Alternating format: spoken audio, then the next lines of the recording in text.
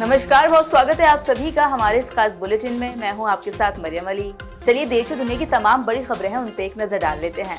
Bulletin की शुरुआत करते हैं अंतर्राष्ट्रीय खबर से। आपको बता दें कि लगातार अमेरिका और ईरान के बीच युद्ध है, उसमें तनाव बढ़ता जा रहा है। बीच बीच में युद्ध विराम होता है लेकिन उसका कोई फायदा नहीं होता। अब हाल ही में 2 दिन पहले ही ईरान ने शांति प्रस्ताव को लेकर अमेरिका से बातचीत की थी, लेकिन जो अमेरिकी राष्ट्रपति हैं डोनाल्ड ट्रंप, उन्होंने उनका ये शांति प्रस्ताव ठुकरा दिया था। उन्होंने कहा इसका कोई फायदा नहीं है। अब इसी को लेकर ईरान की प्रतिक्रिया सामने आई है। ईरान ने कहा है कि अगर अमेरिका दोबारा उस पर हमला करता है तो वो परमाणु बम बनाने से पीछे नहीं हटेगा। अमेरिकी राष्ट्रपति डोनाल्ड ट्रंप ने सोमवार को ईरान के प्रस्ताव को खारिज करते हुए संकेत दिया कि युद्ध विराम अब गंभीर संकट में है और ज्यादा दिन टिक नहीं पाएगा। इसके बाद खाड़ी क्षेत्र में फिर से संघर्ष की आशंका गहराने लगी। वहीं ट्रंप के बयान पर ईरान ने तीखी प्रतिक्रिया दी।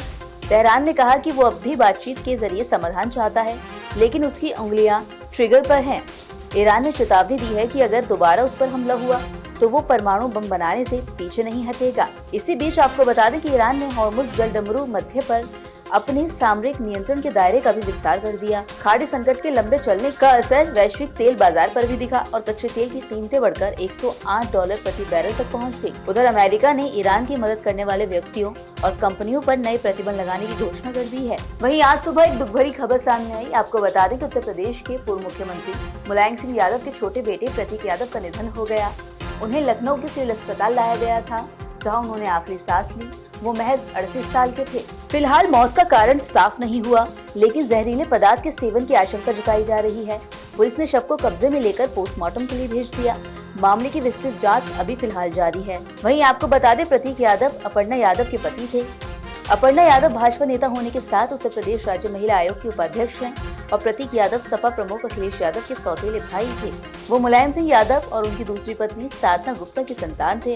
वहीं राजनीति से दूर प्रतीक यादव अपने व्यावसायिक जीवन में व्यस्त रहते थे। बताते चले कि लखनऊ में उनके अपने जिम है, साथ ही खुद वो फिटनेस ट्रेनर भी थे। उनका राजनीति से कोई नाता नहीं था।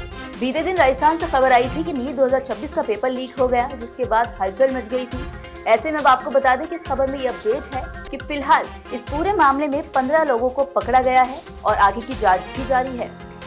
राजस्थान के सीकर और झुंझुनू में परीक्षा से 2 दिन पहले कई छात्रों को गैस पेपर मिला था।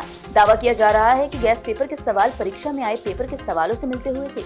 एसओजी ने मुखबिर से मिली सूचना के आधार पर 8 मई से जांच शुरू कर दी थी। एसओजी की 2 टीमों ने सीकर और झुंझुनू में पहुंचकर जांच कर कई तथ्य जुटाने के साथ ही कुछ लोगों से पूछताछ की थी। इस मामले में अब तक 15 लोगों को पकड़ा गया। जानकारी के मुताबिक नीट परीक्षा के 700 अंकों में से 600 अंकों के सवाल सीकर और झुंझुनू के छात्रों को परीक्षा से 2 दिन पहले मिल गए।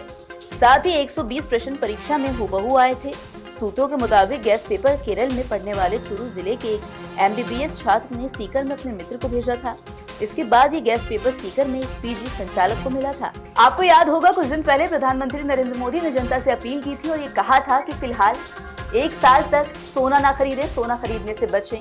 अब ये खबर सामने आ रही है कि सरकार ने आयात ड्यूटी सोना चांदी और इसके साथ जो कीमती धातु हैं उस पर बढ़ा दिया है, यानी कि अब आम जनता पर, उसकी जेब पर और ज्यादा बोझ पड़ने वाला है।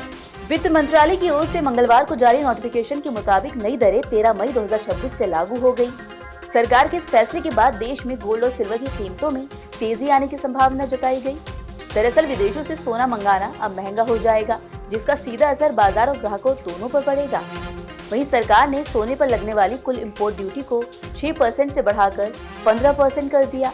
वहीं बेसिक कस्टम ड्यूटी 5% से बढ़ाकर 10% की गई, जबकि एग्रीकल्चर, इंफ्रास्ट्रक्चर और डेवलपमेंट सेस को 1% से बढ़ाकर 5% कर दिया गया है। इसके अलावा UAE से तय कोटे के तहत आने वाले गोल्ड पर भी अब ज्यादा ड्यूटी देनी होगी। पहले इस कोटे के तहत रियायती दरों का फायदा मिलता था। अब थोड़ी जानकारी मौसम की ले लेते हैं। बीते कुछ दिनों से दिल्ली NCR में IMD का अलर्ट था कि यहाँ बारिश होगी, लेकिन ऐसा नहीं हुआ। हालांकि बीते दिन कहीं कहीं बूंदाबांदी देखने को मिली, लेकिन जो एक अच्छी बारिश थी जैसा पूर्वानुमान था वो नहीं हुआ। और आज के लिए भी IMD का यही कहना है कि मौसम करवट लेगा, यानी कि तापमान में गिरावट देखने को मिलेगी। मंगलवार को लगातार दूसरे दिन मौसम विभाग का पूर्वानुमान पूरी तरह से सही साबित नहीं हुआ। येलो अलर्ट के बीच तेज हवा के साथ बारिश नहीं हुई, लेकिन कहीं कहीं बूंदाबांदी देखने को मिली। वहीं दिन में 39 डिग्री तापमान में हीट इंडेक्स 40.4 डिग्री दर्ज किया गया। सोमवार को भी कमोवेश ऐसे ही बना हुआ था।